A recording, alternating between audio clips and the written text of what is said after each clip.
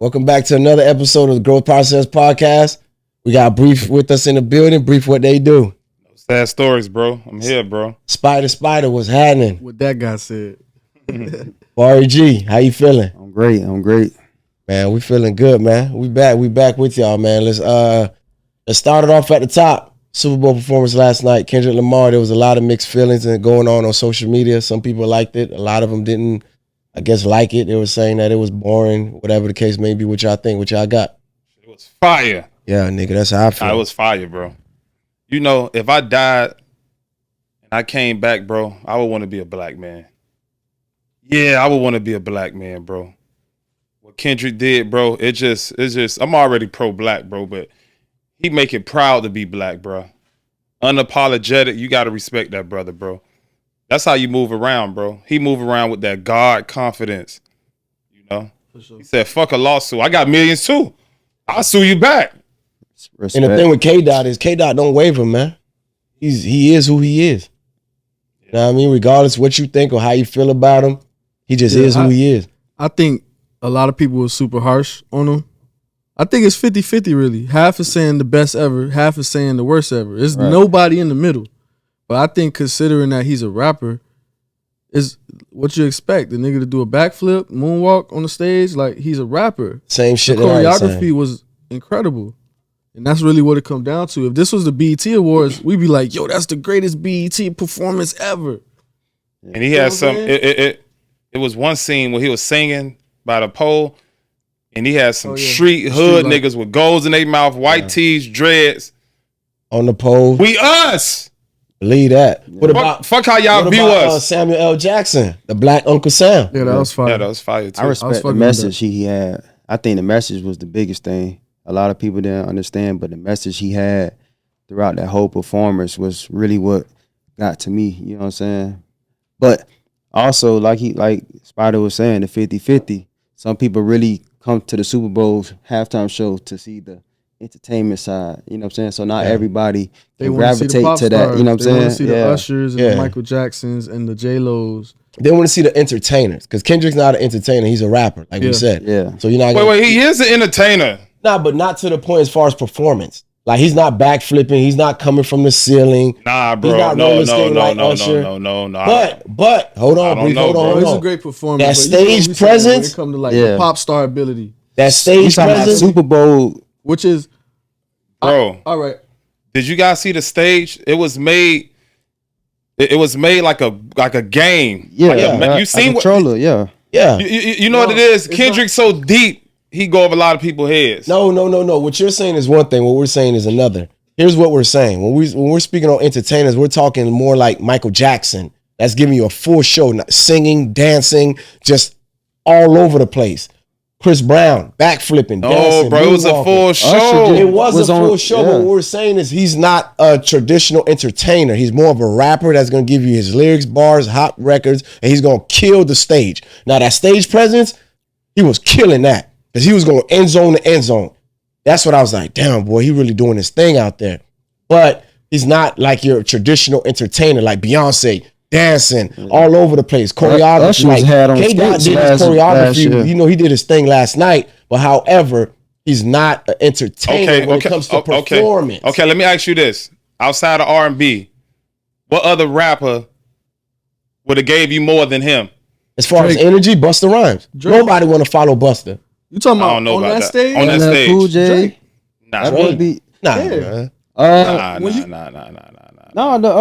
They would have lost their minds if Drake did halftime. Yeah, but that still don't. See. You talking about, but that's more so fan base. That's more so people fanning out. Or people being happy and being excited to be there. Like I'm talking about the entertainment part of it. The show, bro. I think he's the. I don't think Drake would have gave a better show. I think Drake records are just probably like bigger records, so more people are Drake fans. So they're gonna go be maniacal about it. But all in all, I don't think Drake would have gave a better performance than what Kendrick gave. Nah. I don't know. And the reason I say I don't know is because I be seeing this man tour and his production value is really high.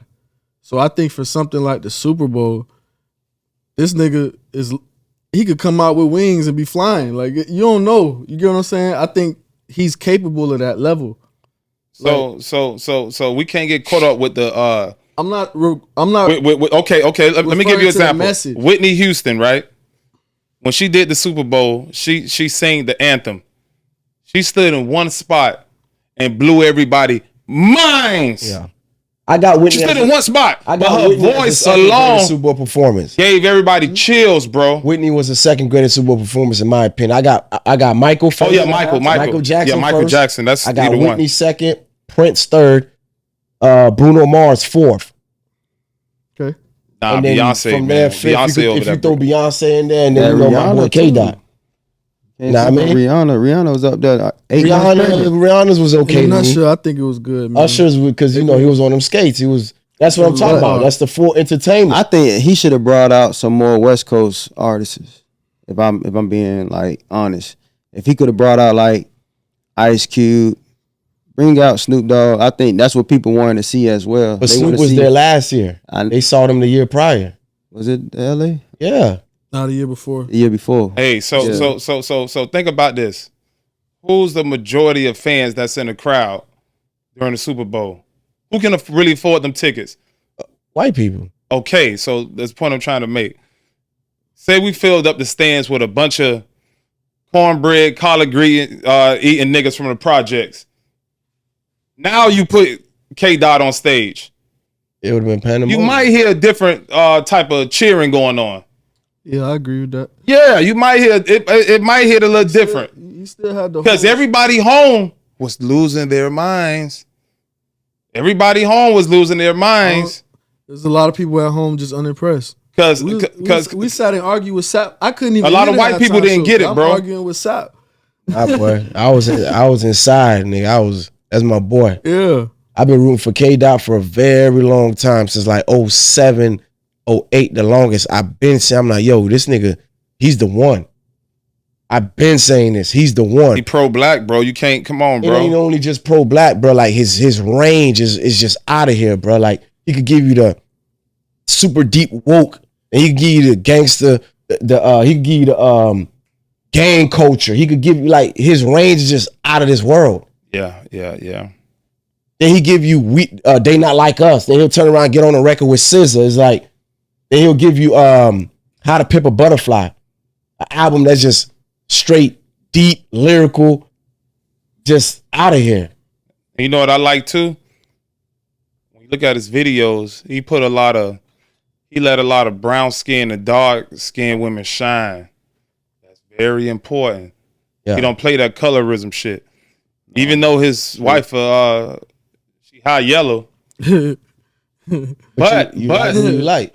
But you like what you like. You attract what you attract.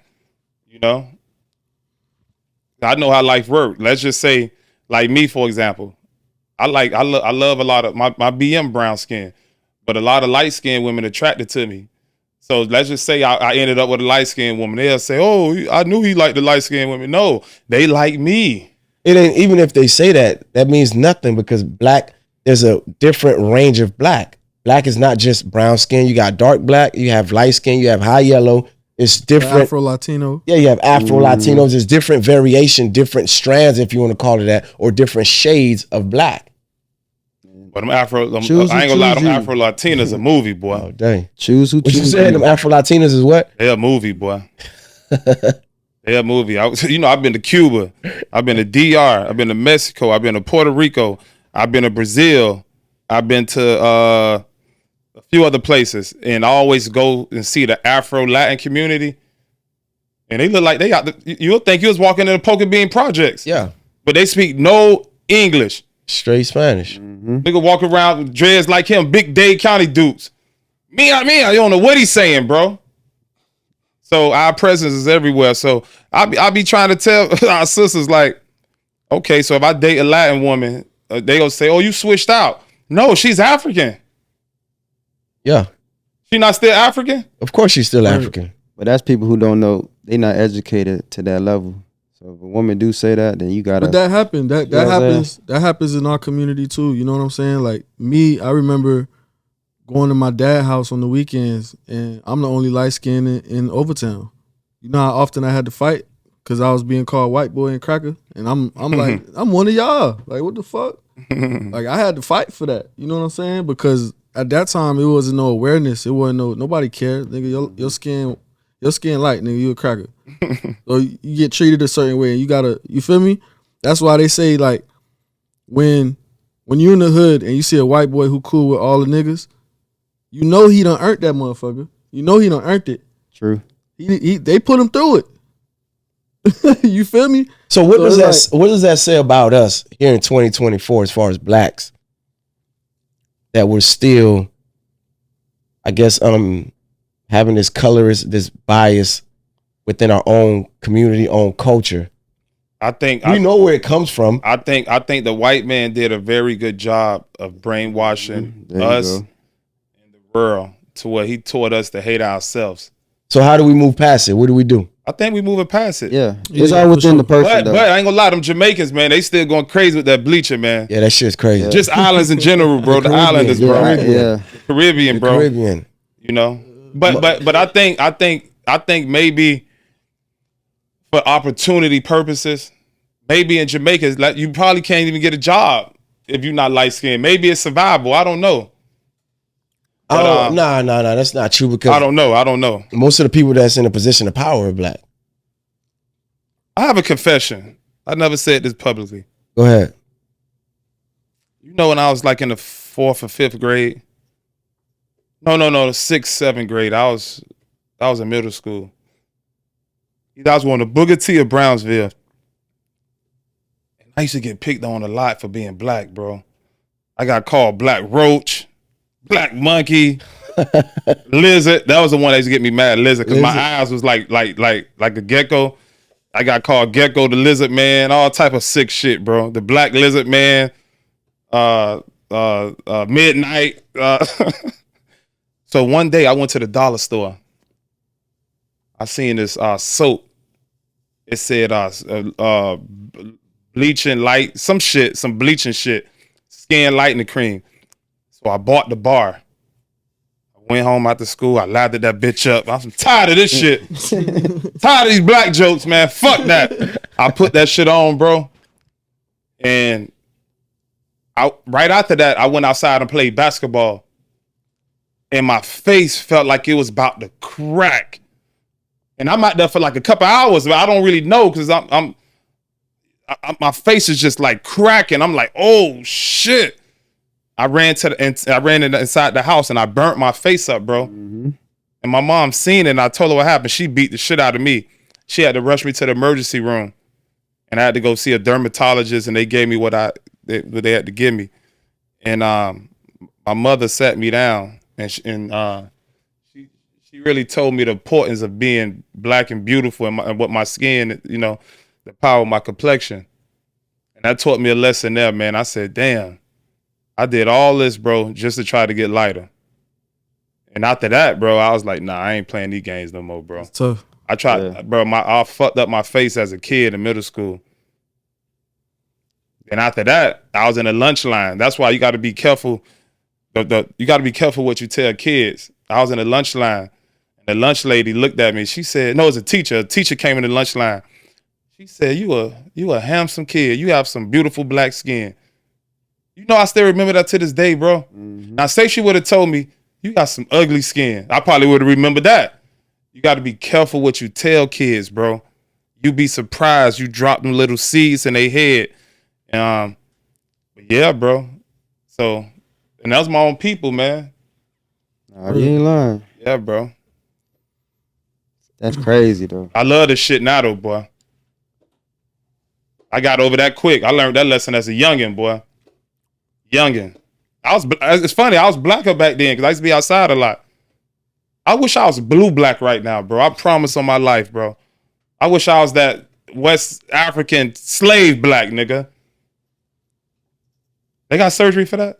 Nah, I don't know. You could be the pioneer for that. Be a lifeguard. Go be a lifeguard. Don't be a lifeguard. Got there all day. You can pioneer that, man. Yeah, shit. Go get that blue black. Call it the brief black. Some black. Brief black. We're gonna have the creams and the soap. Hey, but you know what's so funny though? There's no such thing as a black person. Black is this. I've never seen nobody that color. Everybody in the human race is different shades of brown. Man, once upon a time, Nobody is black and nobody is white. White is spider shoes. You ever seen a person look that white? nah, it don't exist. Not even albino. Once upon a time, it was only black people on this earth. That's transparent, but it's not white. You ever seen a transparent skin person? A transparent what? Y'all niggas You tripping. can see all their veins, bro. You damn near see their blood pumping. Nah, that's the real color They person. be really, really light, bro. Yeah. Really Fellas, moving along. Big Meech, 50 Cent, Rick Ross, Lil Meech. That shit, everybody saying Big Meech snitched third party through what's that lady named? Something Cohen. So they about to have a huge documentary about her. Y'all feel like Meech betrayed 50, Ross played the game, used Meech as a pawn to get the 50. Lil Meech saying fuck the Ross or fuck Ross, whatever the case may be. It was just a money play because his old boy needed to run it up. Where y'all at with it? You know me, I'm no matter what, bro. Good or bad, I'm riding with 305, bro. Riding with the crib. Yeah, I'm riding with the crib, bro. I'm riding with him, bro. Spotty, look like you in deep thoughts over there. What you got? Man, I got two sides of this, right? Because Ross he's been dealing with things on a positive level. He's like, yo, let's get more money. Y'all send y'all shit. I'm going to post it. Let's do this, let's do that. But I think all of us as fans of the culture love the fact that 50 just is undefeated and picking on people, bro. You feel me? And it's kind of like, it just adds to his story because it's like ever since the day he made it out the hospital from getting shot 9 times, it's like he made it his job to not let anything slide. Like, nigga, if it's something I know about you and you pretending to be this, then I'm going to let the folks know. Because you ain't like, I'm going to call you out publicly and then I'm going to let them folks know what I know. You feel me? And it's hard. Anything that 50 says, time stops and everyone's assessing it because 50 don't just say shit to say shit. You get what I'm saying? Yeah, he's coming with So facts. it's like, I appreciate His day coming, though. His day coming, bro. I got so much love for 50 and what the role he plays in the culture. But Ross is just being more positive about it, about these situations. You know, even when you hear about him giving Meech money and things of that nature, it's like, damn, you can't really knock that. Nah, but was he? It's hard to knock that. Let me play devil's advocate real quick. Was he really being positive if it was a play from all along? Let's say he's like, I don't fuck with 50. 50 don't fuck with me. He got a play going on with Meech. I'm about to go disrupt their whole little situation over there. Meech, check this out. We got a tour going on. We're going to do a whole Meech tour, whatever. I got you. I'm going to hop on. We got the BMF record. I'm going to slide you some bread. I'm going to make sure we get in this little promo video, take a picture, because I know once 50 get a hold of it, he going to stop the whole BMF play. Mm-hmm. I mean, that's outside his control, bro. Ross is doing what a real nigga do. You know, I fuck with Meech. I look up to him. I made a song about him. Let me show this brother some love. That's Right. fair. He And made a so- lot of money. so off yeah, it. I'm He just- made a lot of money with that. Man, Yeah, BMF bro. record. Like I'm just showing. I'm showing my brother some love. Like this a real Yeah. niggas. You know. What you I got, support Bars? Shit, Big Meech do what he want to do. We already know Yeah, that. man. That's Yeah. Big Meech. You think Big Meech give a fuck about a 50 Cent, nigga? Like, That's just how I Big look Meech, at it. bro. That's just Big Meech he moved on his own terms. Just like even with his brother Terry, he still was moving on his own terms. You know, a lot of that has to do with, you got to remember when Big Meech went in, right? See, a lot of cats, when they, in a dope game like that, a lot of people that have their ups, then they have their downs. Remember when Meech went in, none of these niggas had more money than him. So he technically never had a down. When he went up, he was at the pinnacle. I mean, when he went in. You understand what I'm saying? So technically in his mind, he don't view these cats like, yeah, okay, you up right now, but I'm still more superior than you. I just had to go do this big. That's a fact. Mm-hmm. You understand what I'm saying? Like when we all was out here, I was the big dog with the paper. Yeah, You get what I'm saying? Including 50 and Ross. yeah, everybody. So his mindset's not gonna change when he comes home. It's more like, okay, I gotta get back to it. Okay, Ross, you trying to do it? Okay, cool. and not thinking of the bread that 50 put in his son or his pocket. Yeah. You know, bro. Which Big was- Meech not worrying about that petty bread from 50, bro. He trying to power back up. Yeah. You get what I'm saying? And not everyone could be controlled, man. You understand what I'm saying? It's like, so if you do something for someone, it just is what it is. Some people, they going to follow suit and others just going to move off their own merit. And his son, I honestly love me. He's still a small fish in a big pond when you look at it. You know what I'm saying? Because before the BMF, ain't nobody talk about that boy like that. Nah. You know what I'm saying? 50 handed him. Yeah. 50 handed him the career to literally play his father. Sent him to acting school, all of that. Yeah. Yeah. So yeah, but even though 50 did that, he benefited from it too, you know. Of course. heavy. You know, Of course. you get to tell the BMF story. So, you know, that's some clout chasing shit too. But let me say this about Not necessarily. 50. I wouldn't call it clout businessman. chasing because it's business and he got access to it. It's like this. Yeah. If he come to you, he like, hey, Brief, bro, your life story could do numbers. We could capitalize off of it. But he's in position to do that because that's the business he's conducting, from Power to all the other shows that he done, Raising Raising Canaan to all the other shows that he done curated and produced. He doing his thing. Now, at this point, he is the go-to person. He can literally walk in the building into these networks and say, nah, we doing a life story on Bar. They're going to greenlight it. He like almost like a Tyler Perry. I like almost. 50, bro. I just don't like bullying, bro. That's just me, bro. You know how I feel about bullying. Yeah. You know? Yeah, that's fair. Any type of bullies, bro. I respect 50. I like him. I'm still a fan of his, bro. But the whole bullying, I just don't like that part of it. But he gonna have to answer to that one day, bro. 50 come for you though. You bro. always get listen. Damn. You always get what you put out, bro. So 50 don't 50 play got though, it. bro. He got them receipts. He go after you. Remember, if you owe him money, he gonna let you know. Like he don't play, dog. But some of them were all setups. Like, remember when he was going at Rotimi? Yeah. They set it up. Yeah. I guess he had put up like a couple hundred bands behind Rotimi.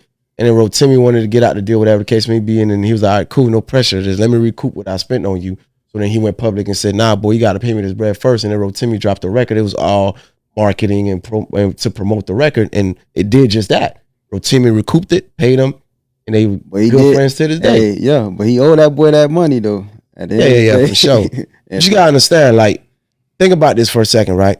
Imagine you have a dream, a project, a vision, and somebody just come and put up the fund or the bag for you.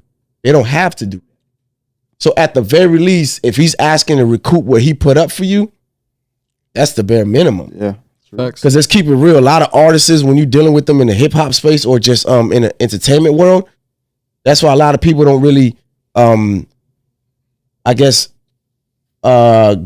give these artists so much value, because a lot of them, they switch up on you. Look what Meg did. Dude put $4 million into her. Got with Rock Nation, turned around and act like he didn't do nothing for her.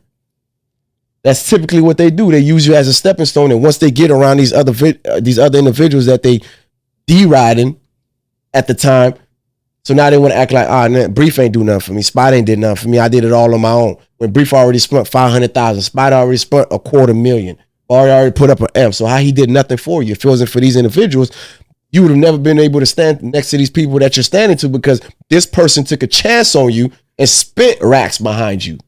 You feel like that about not fair, man. Timmy? Because if you think about it, that's who believed in him too. 50 believed in him from the get-go when it came to the music part. But they had a mutual understanding. Yeah.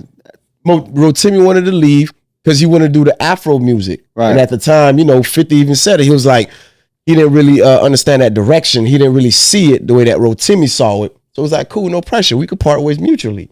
And then he's like, okay, cool. Don't just say we're going to part ways. Let's run it up so that way you don't have to go, I guess, a whole nother tour campaign to bring it to me. If we market it right, we can run it up real quick in 2 months, a month and a half, you out. So if anything, he gave him a layup or alley-oop, if you want to call it. But the real question is this: what is 50 Cent overcompensating for?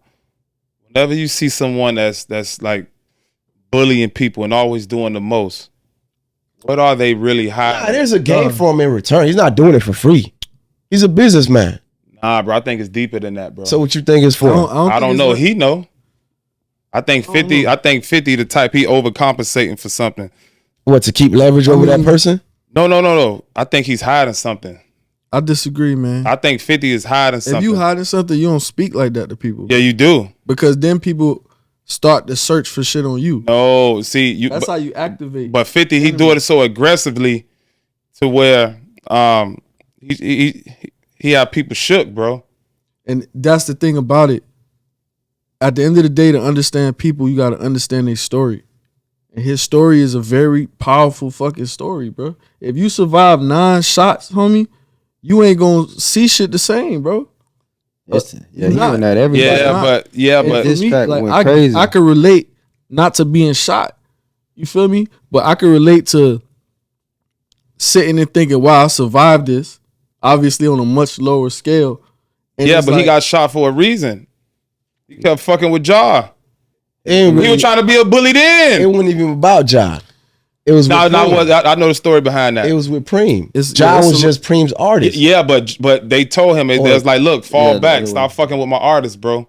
But regardless of you're fucking up our money now. But it goes back to what we were saying. One person going But Ja wasn't really living like that. And 50 felt like he was living like that. And Ja was getting all the attention. 50, He like 50's one nigga going against all these niggas. But he and 50 came really out of it. 50 really didn't have a problem with Ja. It was that 50 homeboys stole Ja Rule chain, and he seen them kicking it inside the club, and that's when it really started up. That did, but 50 was definitely jealous of Ja Rule, bro. This is a fact. I don't believe he was jealous of Ja Rule. It's deeper than what you think. It's like this, bro. If you put a hit on me and you pushing Spider, I gotta destroy Spider. But they gave 50 a warning. They told him, stop. Listen, bro, you gotta understand. Just like we said with Big Meech, not everyone follows suit. Fuck your warning. Not everyone is just gonna. But you got to deal with the consequences of that. And he did. Okay. But look where he at now. That's what I'm trying to tell you. Some people would have probably just followed suit. Okay, cool. Preem said, don't mess with him. Leave him alone. Everyone is not built that way. You have a few individuals that are unicorns. It's just something with 50 I can't put my hand on, bro. He finished the job, man. I ain't gonna lie. A guy that'll cut his son off like that, his own blood, his first seed. I'm gonna give you a little pushback on that. Nah, it's something with that, bro. I gotta give you pushback on that. Nah. I don't give a fuck, bro. If I'm a millionaire, bro, and that's my first son, he's never in life gonna feel no type of way about me, because he's gonna be right here. But there's more to it. No, it ain't no, bro. No. It ain't no excuse in the world. You're a multi-millionaire and you famous and you beefing with your son. Everywhere you go, my son is going. Fuck my BM. This is my seed. So say you beefing with somebody, right? And your son, kicking it with hell nah, bro. You want me to say that again? So think about it. 50 got beef with people in these streets, right? And his son took a photo. Is with the ops. Because he wasn't fucking with his son. But no, this is the thing too, though. His son is complaining about his father not giving him what he wants. As a father, you supposed to lay the ground rules anyways. Your son don't tell you how much you supposed to give him. Right. So he was getting like 13 bands a month. And he said that wasn't enough to live in New York. Bro, you listening, bro? That's crazy. Bro, that's the point I'm trying to make, bro. As a man, right? Listen what I'm saying. As a man, right? A conscious man, a father, a millionaire at that, right? Your son, you go make sure you do the right thing by your son. The relationship would never be negative, bro. You go make sure, bro. This is the point I'm trying to make. Your son is never bro. But he lived underneath the umbrella of his mother, who was what? She salty about the whole, you know what I'm saying? You know what I'm saying? Like a lot of people, a lot of artists went through that. Okay, I'm gonna go back. Okay, I'm gonna go back to what I'm saying. I'm a millionaire. Your mother broke. I got the power to influence my son 100 times over than his mom do. I got the money.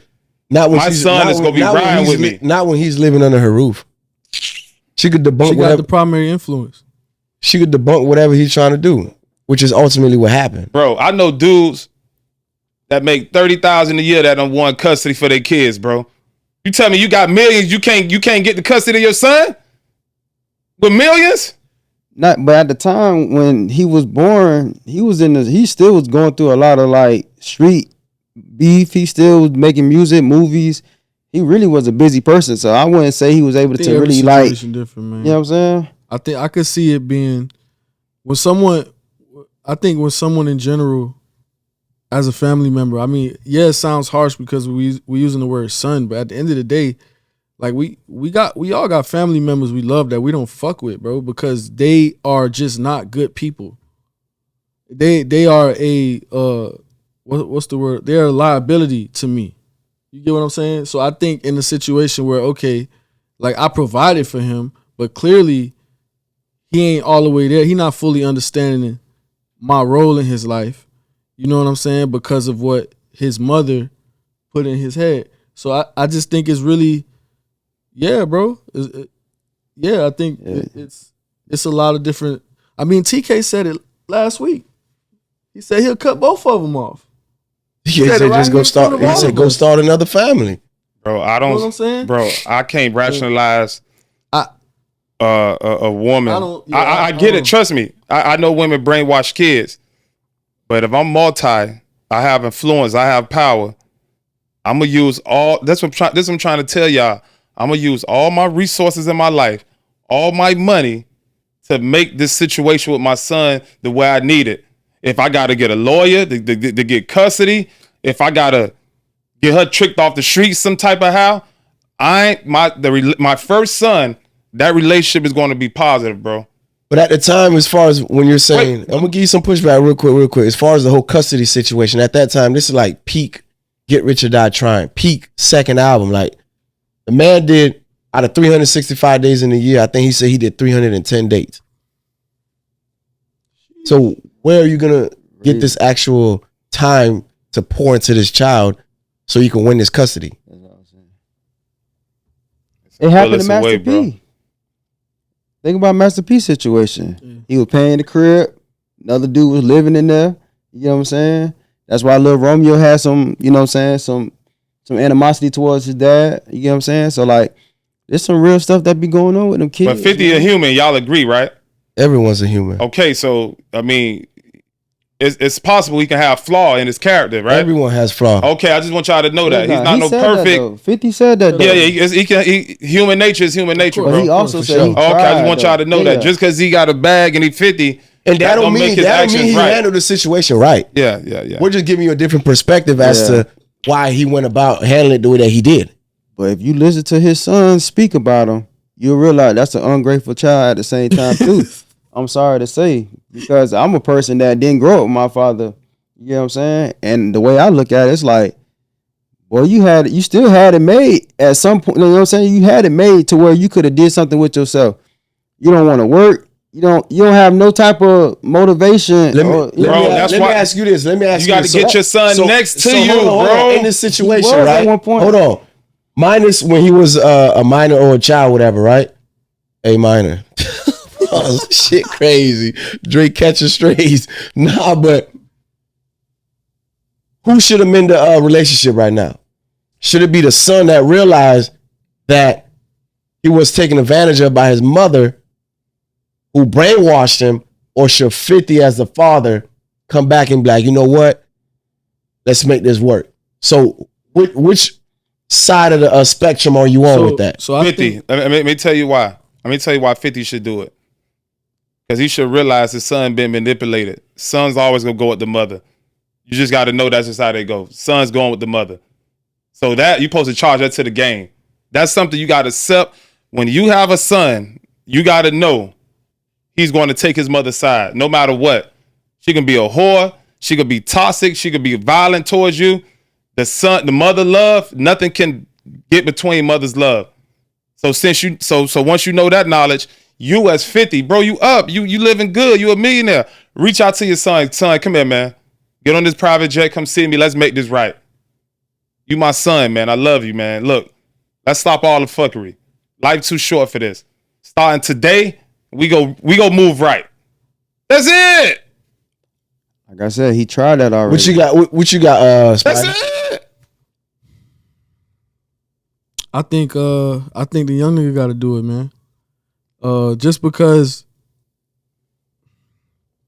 I think you have to. I think about my relationship with my dad. My dad ain't never gonna change. He's the same guy he was when I was young, and I really got to start hanging out with him when I was like 11, 12. But my mom was a great mom, but she didn't have anything positive to say about my dad. You feel me? So I always had this idea in my head that the nigga really wasn't shit. You get what I'm saying? But as I got older and I got to understand why he is a certain way, you know, then you have to be a man about that. You got to be like, yo, okay, his story is a part of my story.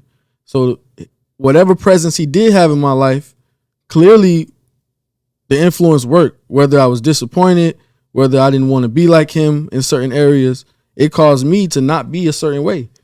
You feel me? Just by looking at it like that. Like, so I think the young man got to do it, man, because like 50 grown, he gonna be who he is, and he always gonna love his son. But his son gotta understand that he gotta take his time and really sit with those thoughts and understand that, like, yo, okay, so nigga, you not out in the street, you not crazy, you not Delonte West, like you're healthy, you feel me? You're breathing, you clearly educated, you just got you're emotionally misdirected.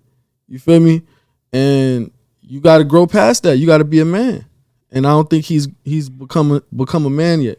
What you got, Bar? Nah, I feel what Spider's saying too. Like, cause like I said, I seen 50. Like I said, this kid was at 25 years old getting paid almost 10 bands a month to live that 50 was providing. And was his mother getting that? Or was he getting that? The son was getting that. He 25. The son getting that. That's good money, man. But the son, you could go on YouTube right now and see that the son really was like, that ain't enough. That's crazy. That's crazy to me to hear something like that. Yeah. You know what I'm saying? Thanks. And then you're 25. You're not a child no more. If we being realistic. Yeah. You're not a child. If you're 25 still blaming your daddy for everything, then what that say about you? You get what I'm saying? Like, what does that say? Like, have you grown, or you still in that child mindset of saying, like, nah, man, my daddy 50, my daddy 50. Yeah, your daddy 50, but at the end of the day, you got to become a man. You got to become your own man. Why the fuck you not applying yourself? Yeah, that's what I'm saying. Like, you think I say the same you know what I'm thing. saying? He make that phone call and correct things. You don't think 50 gonna support whatever it is he want to do? Yeah, I say the same thing. Because there comes a turning point, or there comes a point in a man's life where it becomes a turning point where you understand why a man moves or does what he did to provide, or to, I guess, not be around, present, whatever. Like, for example, right? Spider, I'm gonna go back to what you were saying as far as, you know, your mom not having nothing positive to say about your dad, right?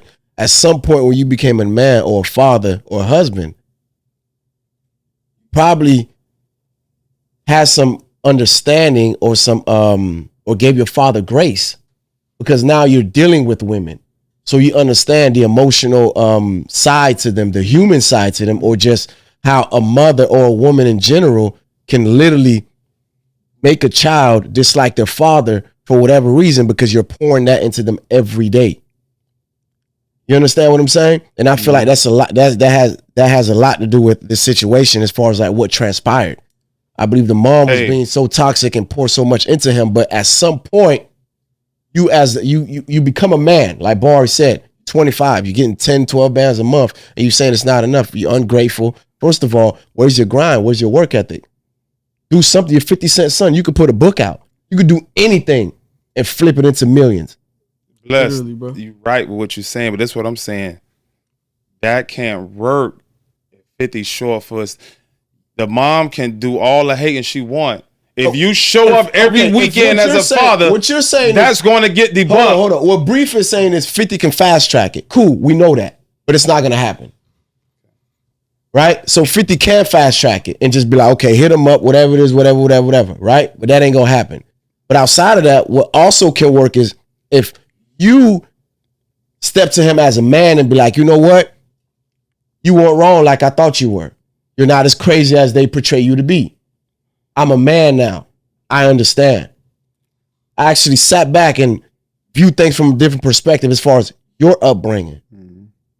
Exactly. I mean, a lot of the stuff that you're saying, everybody has trauma that they're dealing with from that transpired at some point in their life. Example for me, I met my daddy at 19 years old. First time my daddy ever saw me, I was committed to Florida on TV.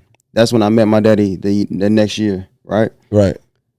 My whole life was about, you know what? My daddy ain't around, but that boy gonna know about me before he passed. You know what I'm saying? So I used that as motivation to be as good as I wanted to be. I didn't use that. And then when I met him, I forgave him for whatever he did, and I moved on because by then I already knew who I was as a man and what I was. You know what I'm saying? So like that child, like I said, he gotta understand that, man. You can't keep blaming your peoples for your lifestyle. You know what I'm saying? It's all about what you wanted to be. Just like you created your own lifestyle. You created your own lifestyle. Bless, you created your own lifestyle. Yes, our parents and, life decisions made that, come about. But at the same time, you made them choices at some point once you became a man. So he got to do the same thing. But remember this. A good man will actually kill himself. Trust me. Listen to what I'm saying. I'm here. He would kill himself before he have kids out here and he not in their life. It will bother him. That's why I respect the white man in this sense. I disagree. Let me tell you something. That's why I respect the white man in this sense. If you play with his kids, he just go kill a lady. That's it. I'm not playing no games. We're not going back and forth. You taking my kids, you die. That's it. That's the type of business you got to stand on. That's it. That's what I'm trying to tell you. It's no excuse in the world why a man can't be in his kid's life. Fuck what bro. You gotta remember, we talking about a woman, bro, that bleed every month. You telling me a woman that bleed every month, that's emotional, I'm gonna let that control my kid and take my kid away from me? Come on, bro. We gotta become the gods we are, bro. We way more. I'm not even gonna get on that, bro. But I'm just saying, bro. No woman can stop a real man from being in his kid's life, bro. Nothing on life can stop it, bro. To the point that if he can't be in his life, he probably just kill her. That's it. The game over. I'm being real. It's over. So what happens when the courts get involved and they give her full custody and she has to, hold on, relax. Because what you're saying sounds good, right? Yeah. But now let's get to the actual, let's break down the actual conditions and terms, right? Go to it. Let's do that. Right? So now when the courts get involved and they appoint her full custody, now she has final say or whatever, or dictate when you get to see that child. It don't work like that no more. First off, you can't get child support and a father can't see the kid. It don't go like that. You know why most guys on child support, to be honest with you, bro? Because they really want to be on child support. They put themselves on. That too, but they don't fight it. They get the letter and then they head, well, I don't really want to be a father anyway. So let me just make this payment. Group of men. I'm talking about the men who actually want to be in their kid's life. If you fight it, bro, I'm being honest with you. The court system has changed. If you want to be a father, the court gonna let you. The system is going to let you be a father now. I agree with that. So it ain't no way around this shit, bro. I don't know if it's just Florida, but I agree with you on that. It ain't no way around this shit, on that bro. Part, I agree with you. If you want to be in your kid's life, you gonna be in their life, bro. Once they get old enough, I'm gonna give you an example. I'm gonna use my family as an example.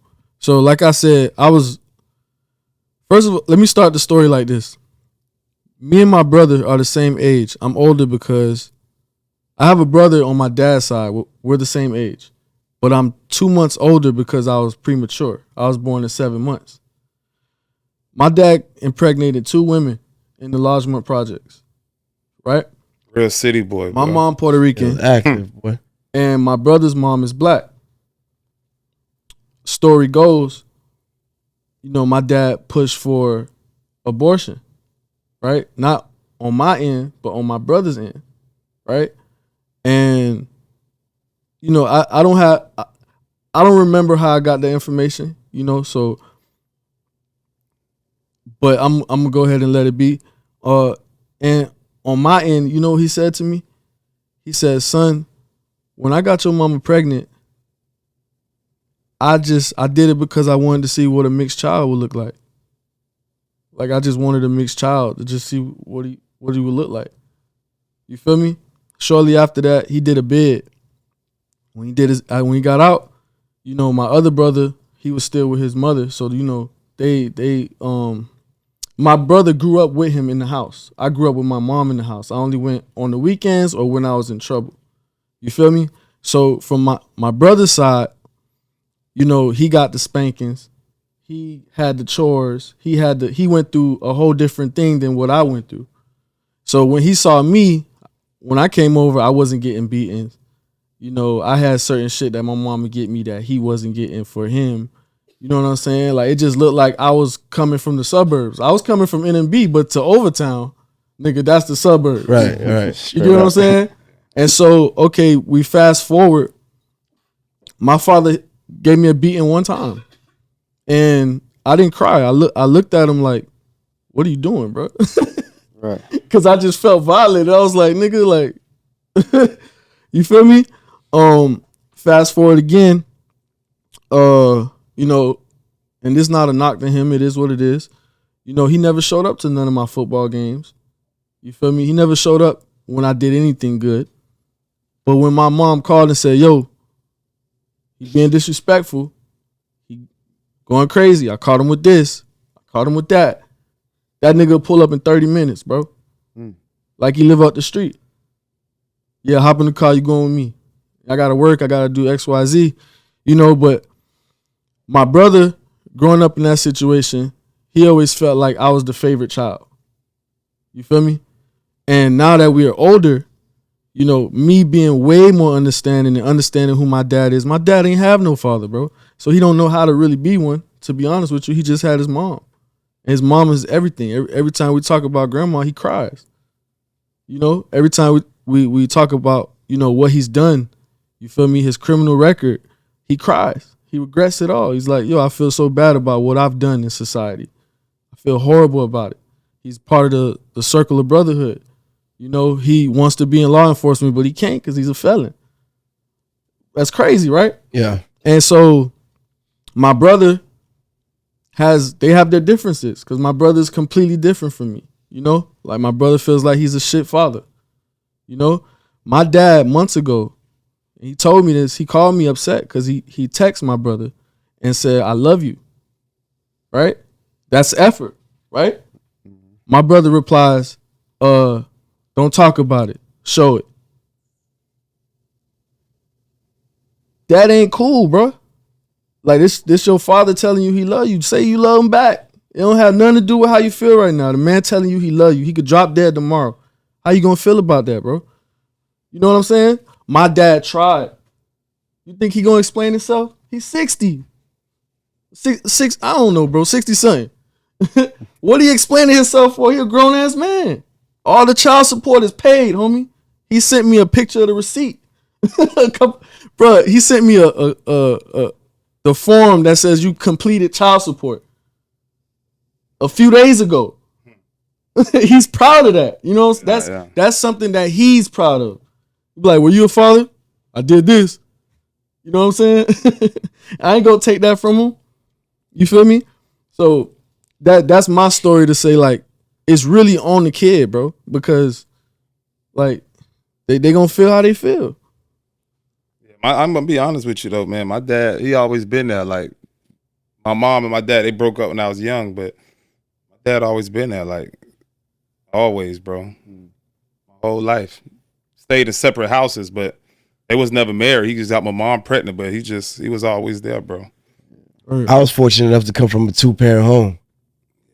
My pops was always there. You know, shout out to my old boy for that. Cause you know, it takes a real man to be present in the moment. Don't shy from it. Don't run away from it. Stand up and, you know, deal with the consequences from his actions. Yeah. You're sexually active. You have kids. Yeah. And what you gonna do? You know what I'm saying? That's how I feel about my grandfather. Yeah. Hey, David Siggers, boy, shout out to you, boy. You did a good job, boy. Yeah, shout out to the ones who actually are doing a good job. Like Brief said, although his father wasn't in the house, he was always there. Yeah. Every Thursday, bro, we lived in 7th Avenue and 56th Street in the city. None of my friends, none of their daddies wasn't around. My daddy got paid on Thursdays. And every Thursday, around between 6 and 7, he used to hit that corner and blow the horn like 3 times. All the kids come out. And give me like $10. And all my friends they used to every Thursday I see this group of niggas around me. Everybody lingering around me. They know my daddy go hit the corner in that pickup truck and blow the horn. My dad ended up giving about $20, $30 every just to the other kids. Mm-hmm. Yeah, dope. Man. He used to take me to skating rinks, the yo-yos, and he was there, man. He was there. I ain't gonna lie. It got me my first car, 86 Oldsmobile Cutlass. Mm. No steering wheel though. I had to get that myself, but that shit was a hot boy.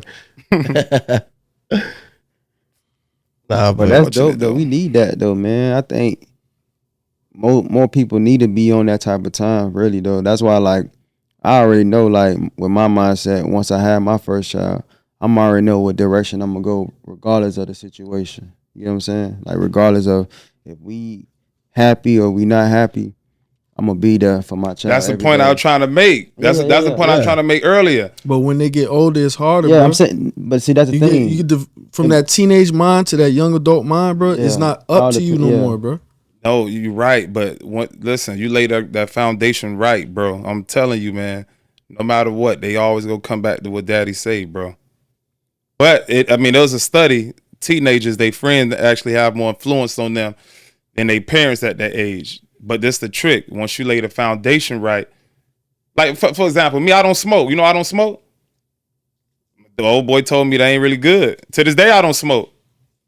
I might do some other stuff. This nigga tripping. But when it comes to smoking, I never smoked. I'm gonna be honest with you. He said that don't do it. But the real reason, let me tell you the real reason. I tried to smoke, I couldn't get high. I felt like it was whack. I don't know if I was smoking right. I was hitting the joint and I'm like, nah, you was just made this dumb. You made to smoke hookah, bro. Just pull and blow that bitch out. I tried to smoke though, bro. I couldn't get high, bro. I was like, I can see Brief with a hookah pen walking around. Nah, I ain't getting no hookah pen. Posted with a hookah the other day, so it's probably publicly accepted now. You know you've been fighting for the. Come on, man. Hookah equality. Hookah way bigger than America, bro. Everywhere I go in the world, they smoke nah, for hookah. sure. Agreed. That's a culture. At what age you started smoking, Spider? 9th grade. What about you, Bar? Huh? Nigga, answer the question, boy. You trying to sit on it. Cameron don't know about that. But, nah, honestly, man, for me, man, I started. First time I actually smoked for real was sophomore year of college. Okay. So, and I think I developed that after my grandmother's death. So that's when it became, because my whole family just was separated. Like my grandfather started drinking. My mama, she just started hanging out more. My sister was out of town. My brother was in Vietnam. So, not Vietnam, but he was in Afghanistan actually. So everybody was just separated. So it wasn't really too much conversations amongst the family. So I kind of got into smoking, but I don't smoke no more. So I work, progress. My dog done got rehabilitated. He got clean on y'all out here. Longest I went without smoking, probably 6 months. That's as long as you went? Yeah, without smoking. If you wanted to, can you give it up? Yeah, and replace it with another good habit. What's stopping you? I'm not called to it yet. You know what I'm saying? It's some days I won't smoke for most of the day, but that's when I get up and I get running. Like if I wake up in the morning and I got nothing but shit to do, I don't have to smoke until I stop. Once I stop doing things, then I smoke. You feel me? Yeah. But I could go. I don't need I need a smoke break. I'm not one of those smokers. It's just when I get a minute, I'm going to smoke, gather my thoughts, go through my phone, call people back, text people back. That's when it all happens, yeah. Take your smoke break. Right. Hey man, what else we got, man? What else we got? I know we had something else that we were supposed to throw out there. Homage to Irv Gotti. I wanted to pay my homage to Irv Gotti. I know we just talking about 50, but that's when he was smoking on that hookah. I don't got much to say about that, man. I mean, I just wanted to just point out, man, health and wealth definitely goes together. He definitely was a wealthy dude, but also his health, you know what I'm saying? Like, he had diabetes. He didn't take it serious. So a lot of y'all that's out there, y'all got a little underlying, illness or things in that nature. Y'all need to, go to the doctors, make sure y'all checking up on yourselves because it's very important to take care of yourself. You know what I'm saying? Nah, for sure. It makes no sense to have all this fortune. They say he left like $300 million behind as far as his net worth or his catalog, whatever. But he still had a bag like that? Yeah, he sold his catalog. He sold his catalog. Yep. Oh, wow. And remember, he produced a lot of hits for Jigga, DMX, Ja Rule. Like, yeah, he's a producer. People don't even know that. Yeah. Shoot. Every first beat that was produced was from Irv. You know what I'm saying? He worked underneath that same umbrella too. So it's like Irv really did do his thing though while he was on this earth. You feel me? And to die at 54, that's young. That's young. You know what I'm saying? But he did, like I said, right before, he just passed. He just sold his catalog. And he even said before when he sold, he's like, man, I did this for my kids. Yeah. So like what you saying, like leaving something behind, just like what TK was talking about with the life insurance, like that's what that was. You know what I'm saying? Like, and what people don't know is when you sell your catalog, you don't lose it forever. Mm-hmm. After I think like 20 or 20, it comes back to you. That's why you've seen a lot of artists that was selling it off, because it's like if you're a hustler, you're an entrepreneur, and you know how to make money, but you just in a rough pocket at the moment. If they can offer you 50, 60 for it, take that. It's coming back to you because it's gonna go to your kids or whoever it is if you're no longer around. But you could flip that into $1 billion, right. 100 mil. It's a couple 100 mil. Yeah. You get what I'm saying? So it just is what it is, man. I got something I was about to say to segue into the next thing. Your post that went up the other day, boy. Yeah, that boy had to go on there and defend his barely a defense. But I want to go ahead and say out loud, no knock to the hundreds or thousands of podcasts that are coming up and et cetera, et cetera.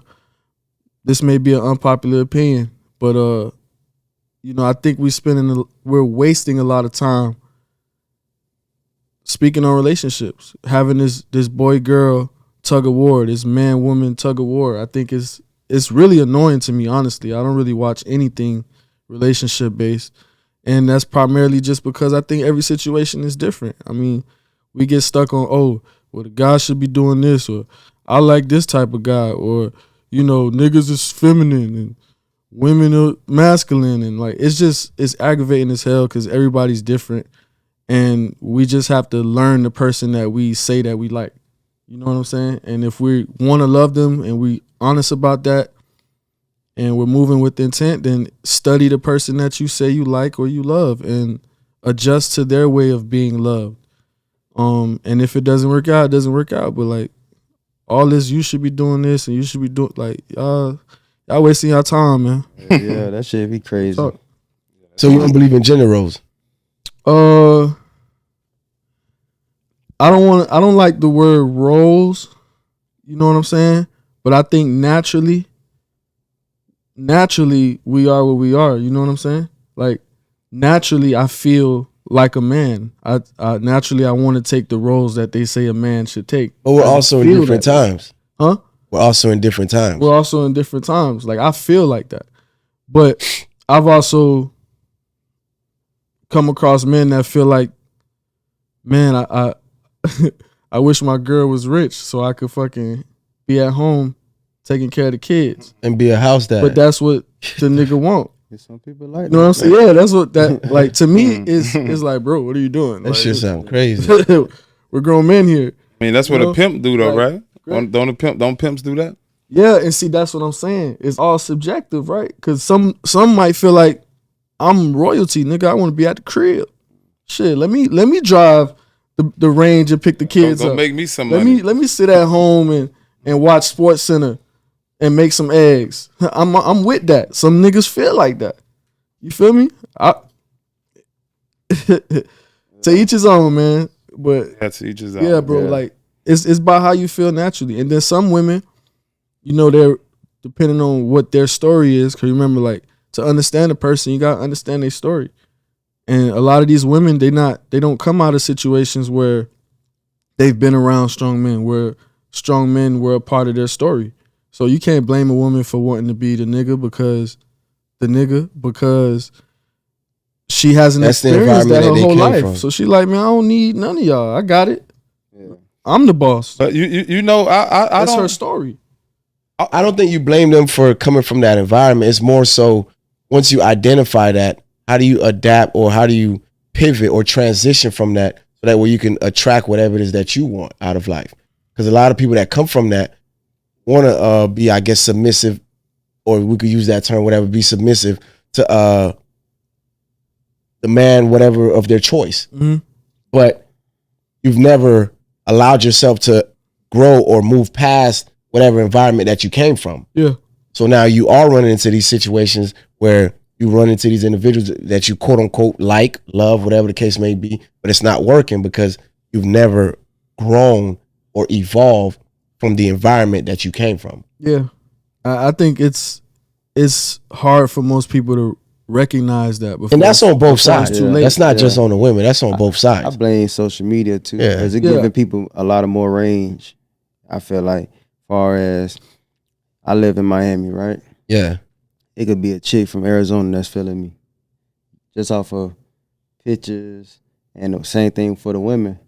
So now you got people thinking I can move however I want to move because there's always something else out there for me. You get what I'm saying? Mhm. And some people don't want to face the facts. So like, it starts within, like you were saying, like your personality, how you gravitate, how y'all get along with each other. You know what I'm saying? So like, a lot of people, they'll get into a relationship, but the first thing something don't go right, they ready to jump ship, and that's really not a real relationship. You get what I'm saying? Because you in a relationship, it ain't always been perfect. You know what I'm saying? You just got to make it work. You gotta make, Got to figure it out. It's not going to be peaches and Yeah. cream. It's going to be peaks and valleys. But ultimately, what's your end goal? It's what's a your big- mission? I What's think your it's a big difference between trying Mhm. and forcing. And people got to recognize that earlier in the stage. You feel me? Don't ignore red flags. Red flags are red flags. The one you see in year 1 is the one you're going to see in year 7.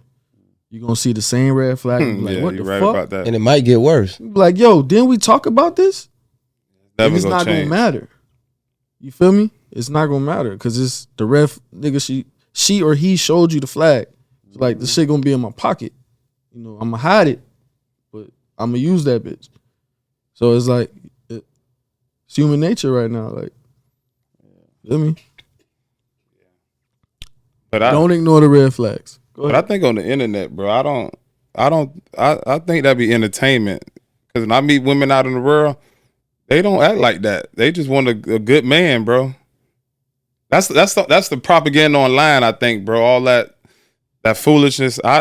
Yeah, because I mean, the ones online are the ones projecting it. Yeah, like, Projecting that narrative. and they don't even believe that. They just be, it's just entertainment. I don't be meeting women that's on that like that though. Honestly. I think social media or the internet, alcohol, and money only makes you more of what you already were. If social media is the reason that you became a hoe, you already a hoe. If money is the reason you doing bitch nigga shit, like the whole Puffy situation, where Puffy's busting you down for some change, 50,000, you was already a bitch ass nigga that was gonna get fucked for money at some point. You just haven't gotten to that room yet. Yeah. You understand? It's just like alcohol. People get on alcohol and say certain stuff. No, that's how you really feel deep down. They always tell you you're drunk, and kids will always tell you the truth. You know what I'm saying? So now that we're in 2024, I throw social media in there. You know what I'm saying? Like whatever it is that you highlight, unless if you're just faking the funk, which there's a lot of them, but deep down, that's who you really are. Like a lot of women weren't, I guess, as promiscuous, but social media is like you're in your own space. You shoot it yourself. You can fix the angle, position whatever you want, and look however you want to look. You know what I'm saying? And just like niggas be fronting and capping too. You know what I'm saying? Whatever it is that you are deep down in your core is what it's gonna bring out. Yeah, I agree with that for sure. I wish it went away for a little bit, bro. Yeah, that's why I like to meet when I And I got a girl now, but I always felt like I'm gonna meet that woman in person, never on through social media. You gotta see me as who I am. You can't never. We ain't gonna meet up off the internet. Nah, never did. I ain't never meet nobody on the internet. I'm not the internet with meeting now. I don't. Yeah, boy. You sleep. I feel like but like I said, I believe in the universe and how it's aligned. If it's meant to be to meet that person in person, then I'll meet that person in person. You know what I'm saying?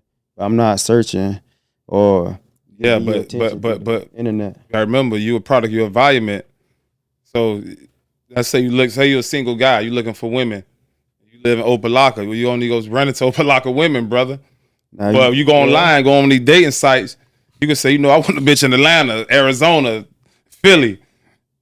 You got hundreds of women that so I'm just saying, don't slip. I travel a lot, so like I said, for my lifestyle. Yeah, okay, I got you. I got you. It was never something that was needed or necessary. You know what I'm saying? Because you gotta think about it. I was meeting women regardless.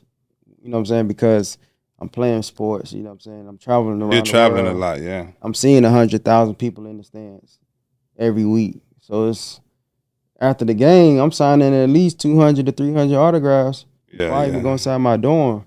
You know what I'm saying? So like for me, meeting somebody that, you live the real rock star lifestyle. Yeah, that was never something that came into my attention. Like, dang, let me go ahead and that like. When Tinder, when Tinder first came out, never had it. You know what I'm saying? I'm like, everybody talking about it, but I'm like, what y'all need that for? A lot of people got caught up in it too. You know what I'm saying? Like, a lot of people met people on the internet. They got robbed. Some of them died from it. Some of them got misunderstood. You know what I'm saying? It's pros and cons, bro. There's pros and cons to that, bro. Yeah. Hey, check this out. There's pros and cons to it. I got better relationships with the girls I talk to out of town than I do with the girls I talk to in my city. They're all healthier relationships.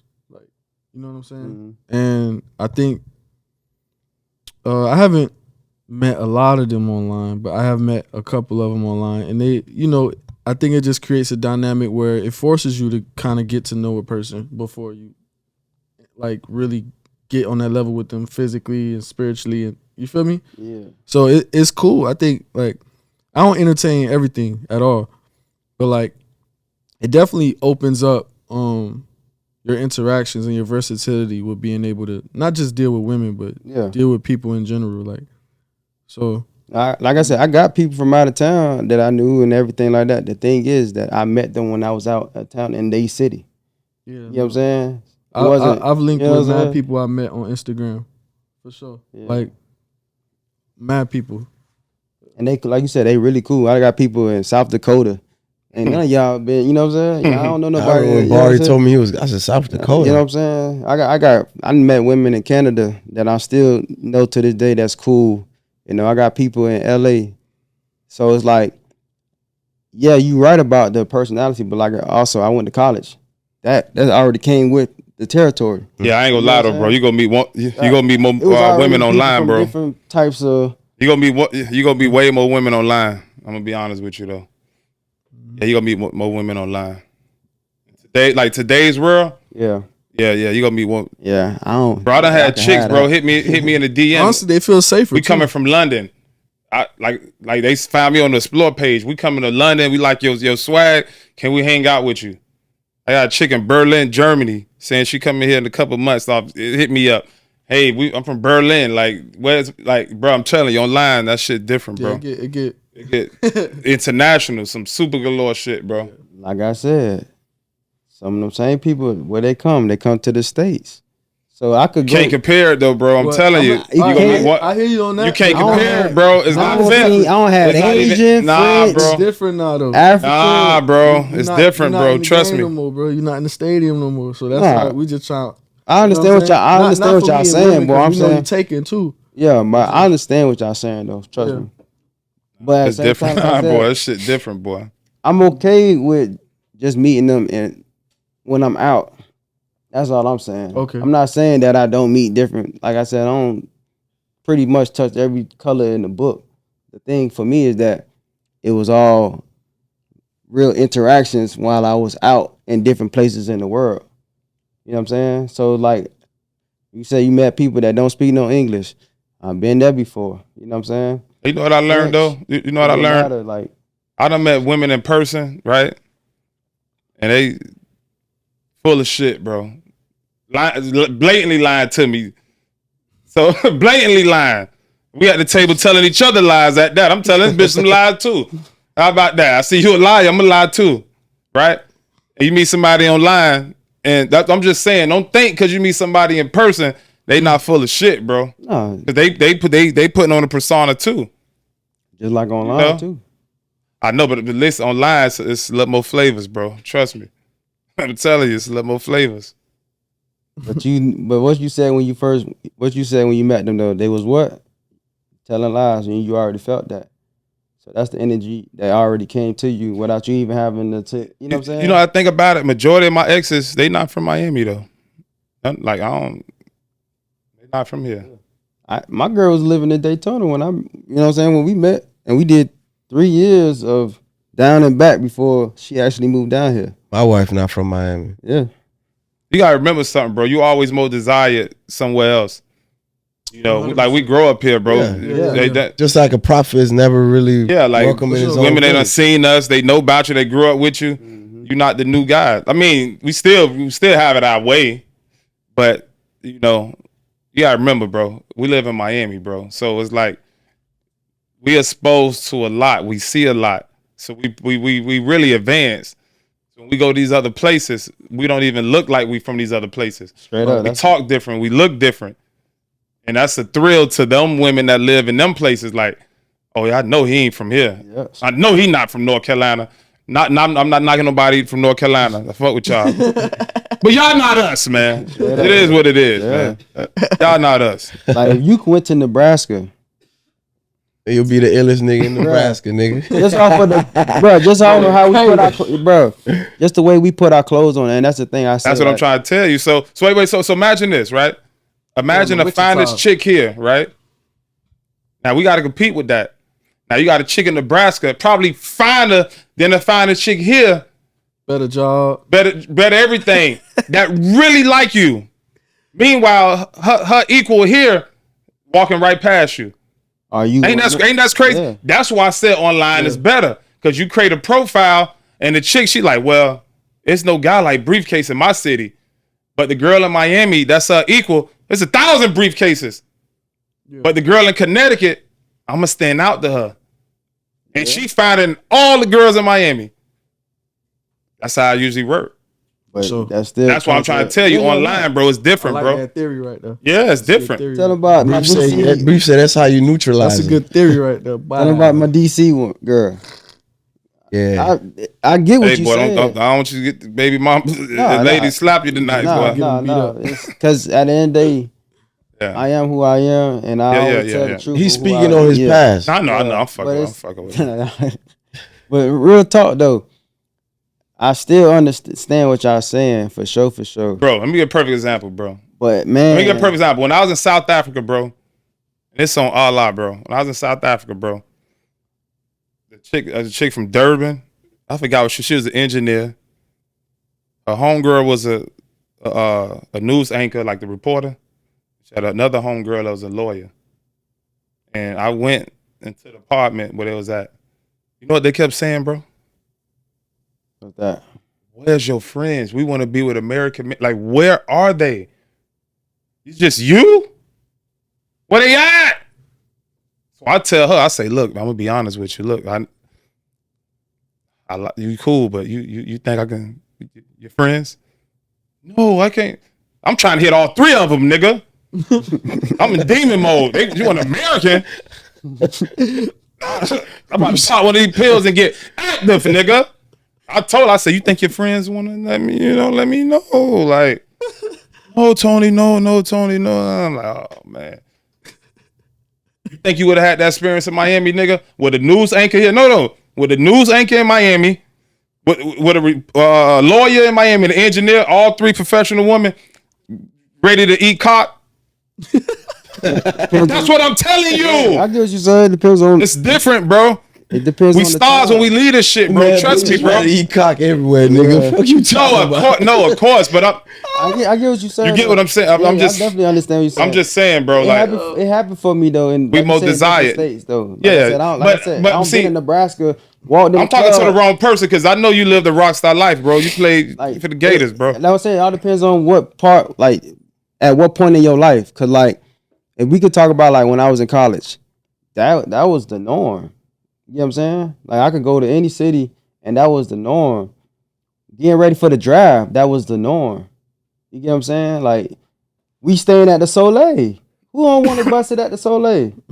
I already know that was rock star like, shit, we bro. staying over there, like Bro, when I was in Thailand, bro, I went on the tour and this old lady, bro, she brought her daughter, bro, her granddaughter. She probably like 21, 20, I don't know. She took my hand and she put it in her granddaughter's hand. She said, "This is yours. Don't leave here." That sound crazy. That sound a little crazy, bro. you got that raw style lifestyle too, boy. No, I do, but it's bigger than me, bro. Americans, I'm being honest with you, bro. When we travel to other places in the world, we the most desired, bro. First of all, we the most copied people. Americans, we the most copied in the world, bro. Facts. They telling me I look like Will Smith over there. I knew something was off. They talking about Will Smith. I'm like, oh shit, it's like that. Oh, this shit's sweet. It's going down, nigga. I'm Will Smith over here. I'm a black ass nigga calling me Will Smith. I said, yeah, it's over with, boy. It's over with. So I was like, boy, I imagine 3-4 of my homeboys. Could we come here with the drip and really, it's over. We take over the town. The president come down to meet us. Nah, it's different now though. I ain't gonna lie. But man, I had met an African woman too one time. Then she hit me a couple of years after that. I was like talking about 10 bands and 10 bands for what? you already know. To get married? Yeah. I was like, hold on. Get them paperwork. What this is, man? Yeah, I remember, and it wasn't bro. even marrying her. It was like her sister or cousin. Woman Like, is a woman, hell bro. no. Don't ever get it confused, boy. I said, hell no. I need an African redemption, man. My first African, it really was not a good experience, man. We going in September, bro. My ultimate fantasy, though, I made it a goal. In another 2 years, I'm putting it into effect, bro. I'm gonna have a baby in all 7 continents, bro. All right. Yeah, and I am. Brief talking nonsense. He gonna come back next episode. All right. Yeah, I was tripping. Why? He gonna walk it back. But why not? Isn't life by reproducing? Technically. Huh? But you said earlier you want to be present in all their lives. I am gonna be present in all their lives. I'm gonna get them over here. Or you bringing them all to the state? Yeah, I'm gonna get them here, bro. Okay. I'm gonna play that out. I'm gonna play that fantasy out, bro. I mean, we talk about, being pro-black, taking over. What's the greatest way to do it? Procreate. Okay. I don't think that's the worst idea. I mean, think about it. Not the worst. Whatever you mix black with is black, bro. I mean, Blasian baby, white and black Oreo baby, 100% African baby. I need me I'm going to India. Need me a little India. Come on, bro. It's a takeover. Our DNA, this shit we gotta. Our DNA's already within them. I need my personal DNA in them, bro. That briefcase. I ain't gonna lie, that's just my honest. That's just my fantasy. Oh, I doubt if I really pull that off. I But just that's told you My that. brother got I lasted 5 minutes. I just told you that. I know. But Don't that's walk my it ultimate back. fantasy, bro. That's deep. Spider though. I ain't was gonna like, you know what? That's deep though. I want a big I was family, thinking. so I kind of fuck with when I was Nah. growing a little bit. but No, that's my ultimate fantasy. It's possible though. It is possible, bro. Yeah, my brother got 7. like I want a mountain of In a perfect world, I have people with about my 20. last I would name. have about 20 plus kids in a perfect world. a mountain of people with Yeah. my last name. But it's just reality. Bro, I ain't gonna lie. So I have my Reality son, bro. I matters. want another kid now, bro. But I want to do it the right way, for real. So what's the right way? The right way is I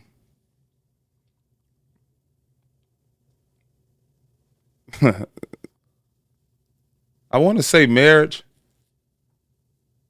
but at least we gotta be in the same household, Like for real, like I gotta, it's good now. The co-parenting good, but I know. I just love being a dad, bro. Nah, Bro, I love being a greatest dad, feeling in bro. the world, Man, bro. god damn, bro. I ain't even there yet now. It's good stuff. Nah, it's that's the shit, bro. I'm a sap. I like being an uncle though. I've been an uncle for a long time. Nah, it's I'm different, quick bro. to cry for my kids, bro. I want another one, bro. It's bad. I ain't gonna lie, it's pretty bad. The yearly dances at school, let my kid catch a touchdown. I'll probably be like, nigga, Yeah, that's my nigga right there. y'all boys blessed, man. For real. I get weak when they accomplish things. And especially, bro, I to have a healthy kid, bro. Yeah, that's the most which is a important big thing. deal. You rich, bro. Hold on real quick. That- I want to say something. That's what rich is, bro. What happened? It is interesting and unfortunate that there's so many couples that can't have kids. And, that's like, that go hand in hand with what you say is like, really appreciate the fact that you were able to have a child and the child is healthy. Oh man. Some of my best friends cannot have kids. Some of my family members cannot have kids. And they're some of the greatest people I know. They'll make great fathers and mothers. Mm-hmm. But they literally cannot reproduce. My sister. Well, there's ways now, though. It's some ways. It's some ways if you can afford it. There's other options. Go out the country. Same thing. It's some work. I guess, yeah, you can get it done, but not every family, not every couple had the resources to do that. But the healthy part, that costs more than raising a kid. Not a healthy, yeah. Well, for the first couple years, you know what I'm saying? It's a lot of money you putting in. Mm-hmm. So in some African cultures, you can't be an ancestor if you don't have a kid. You don't even qualify. Like your ancestors you pray to. Yeah, that sucks. If you don't reproduce, you can't be an ancestor in the afterlife. That's crazy. Yeah, because essentially you didn't stop the legacy. Yeah. Yeah, you cut the bloodline. Yeah, you cut the that's bloodline. That's why I don't like. I want to say something else. I also don't like Plan Bs, and I also don't like, abortions in the sense of not because you need to make a choice on how, you're gonna proceed or you got impregnated the wrong way. I'm not speaking on any of that. I'm speaking on very aware decisions. Like, I'm finna go nut in this girl, finna make her eat a Plan B, or I'm finna go nut in this girl, and then you in the moment, and then she tell you she pregnant, and you like, here's $400-$500, go get rid of it. Like, we can't be doing this shit for sport. You feel me? I got kids, and I probably said this before on the pod, and I'm gonna say it again. I have never, ever, how do I want to say this? Ejaculated into a woman outside of my baby mama, bro. And I don't know. It's like, I don't know if that's the spirit of God that taught me that or told me that or whatever the situation might be. But bro, I don't play. Like, it's not a sport to me when it comes to like, you feel me, nutting or coming in the female. Like, that shit is not cool to just walk away from that. Like, yeah, boy, that shit was good, boy. And then when when you got to deal with the situation, I know, you can't wait for Spider to be done. I know, bro.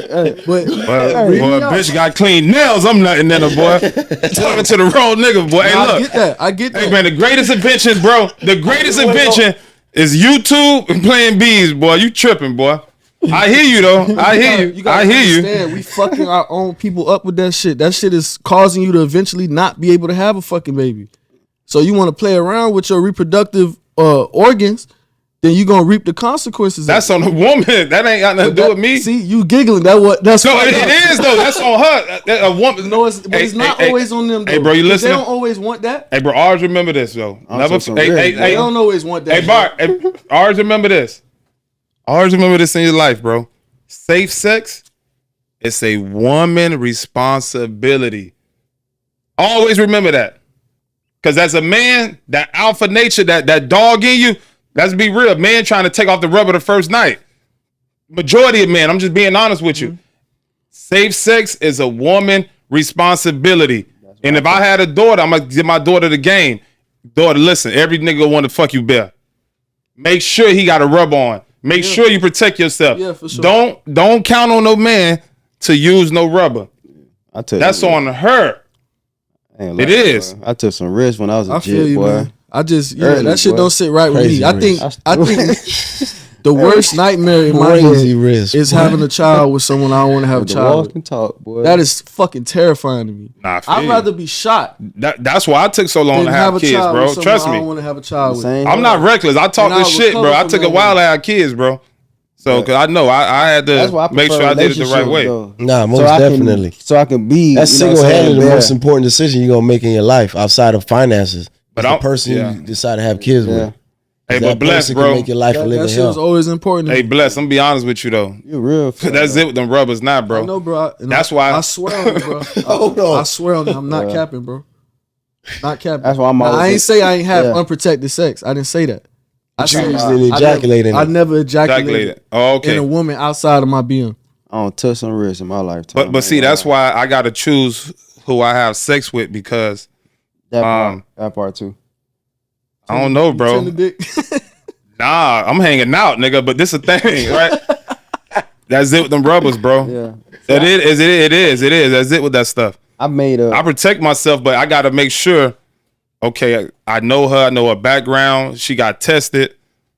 Right. You know, yeah, I gotta do it the right way, bro. Because that, you know, yeah, that's it with them rubbers, bro. See, Yeah. I used to say They not something fun. that messed my head up though. Go ahead, boy. I What used you to used to say? So I used to tell myself, and I was doing this in high school. Well, not high school, but I say college mostly. But right before, like, kind of like high school though, because I still was with her though. But I used to be like, man, pulling out is for suckers. And I started to believe that. Oh shit. I started to believe that. You know what I'm Yeah. saying? And it really like messed me up in college and it messed me up after college.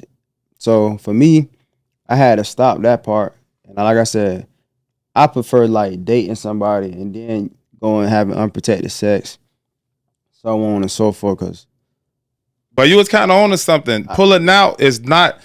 That's really not a natural action. Like when you having sex, your penis is made to ejaculate in a woman. Holding that, pulling out, that's an unnatural act. We do it because we don't want to get a woman pregnant. yeah, But in reality, you're supposed to go all the way with it. Hey, quick sex lesson, fellas. And I always remember this because I had sex class. Before sex, you have to get the woman ready. Foreplay is vital. And I learned this in like elementary school. No, like probably middle school. The vagina it gets wet to get ready for your penis to go in it. Sometimes we be ready, we just want to jam it in. No, you need to kiss her. You need to suck on the nipples.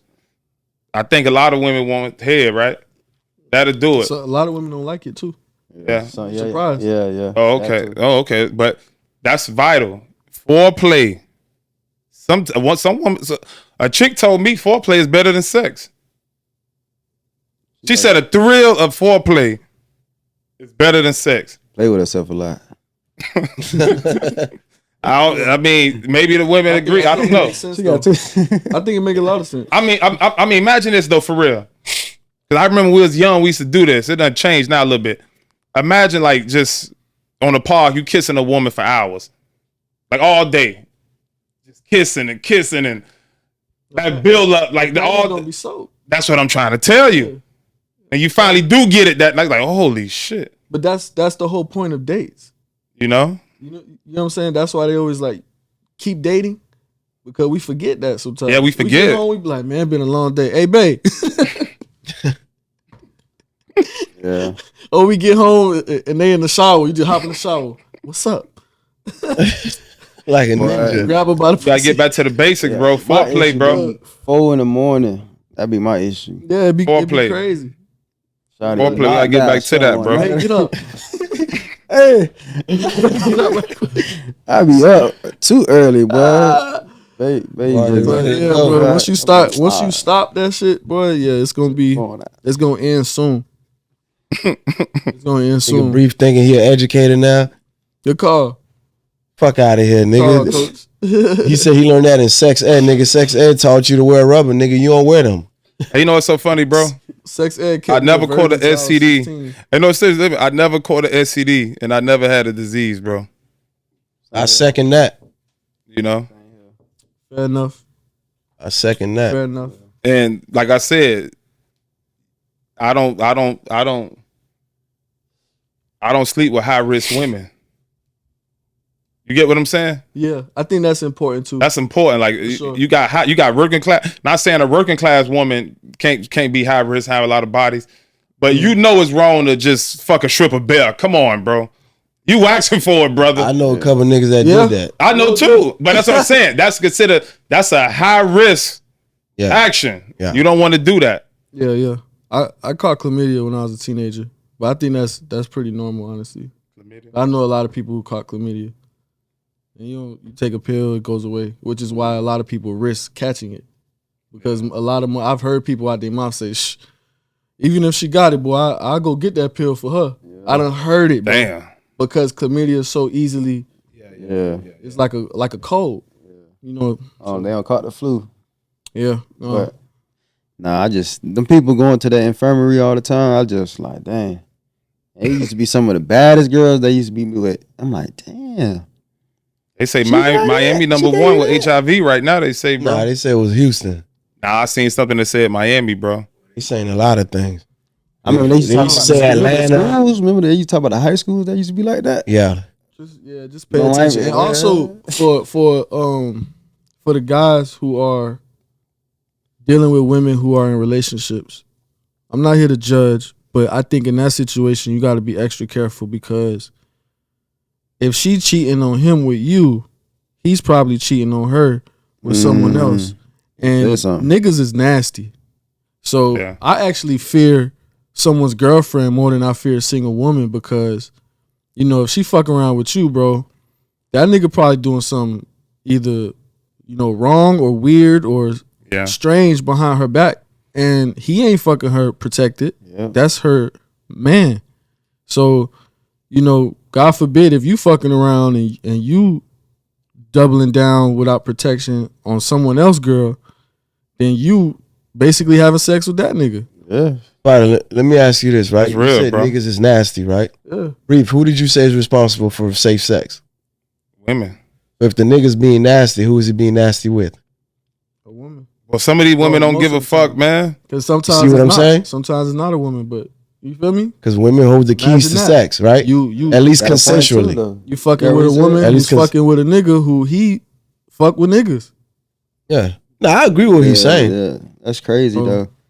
Right, I just feel like that's a whole. Y'all just. It's the human. I just feel like you just messed up if you move it like that in general. For me, if you with somebody and you having unprotected sex with them, and man or woman, and you go outside of that and have unprotected sex with other people, I just can't rock with that, bro. That's foul. Like to me, it just that's foul. It don't resonate in my head at all, dog. Because it's like you really creating the virus for real. When you think about it. You are the virus. Yeah. Like, what you got going on, bro? Well, everybody at risk. And then just as a person, like chaos. Who you are. It's it's her nigga. Then what if you got a girl home? But I'm gonna tell you this though, bro. Man, this is crazy, bro. It could 4 people like this. Got all 4 One person could just fuck up everybody, that whole little ecosystem, boy. It's nuts, man. Fellas, what else y'all got? Hands up, man. Hands up. We good? We good? I think this was a good one. It's another classic episode in the books. Shout out to everybody that came and tap in with us. Make sure y'all like, comment, subscribe. Briefcase Tony, what they do? Life, man. We good. Spider.